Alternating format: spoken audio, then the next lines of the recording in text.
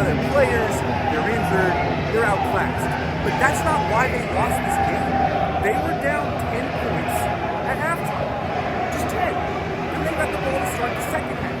Then Deebo Samuel, to his credit, returned to kick off 87 yards. And you're thinking, like, they're going to win this game. They're right back in the game, and they have the momentum. Except it didn't count because Aaron Sober tackled the guy during the play and brought it back. 10-yard penalty.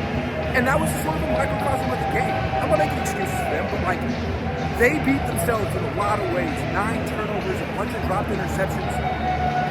They beat themselves in a lot of ways. But that's not even the biggest reason they lost this game. Let's talk about Kyle Shanahan's personnel decisions. He started Brandon Allen, who hadn't started a game in 3 years, and has a broken hand. He's a broken non-throwing hand. So he fumbles twice. And the second one, he loses. He was fine as a passer. He made a lot of nice throws outside the numbers. He can do that. He has no pocket presence. He has a broken hand. I thought he did pretty well for a quarterback with a broken freaking hand. In retrospect, play Dobbs.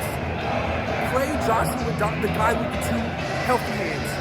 And then the biggest sin that Kyle Shanahan committed in this game was continuing to feature Christian McCaffrey, even though it's clear that he's not only is he not the best player in the Niners offense, he's one of their worst. He averaged less than 3 yards carrying this game, and he fumbled at the very end as a receiver.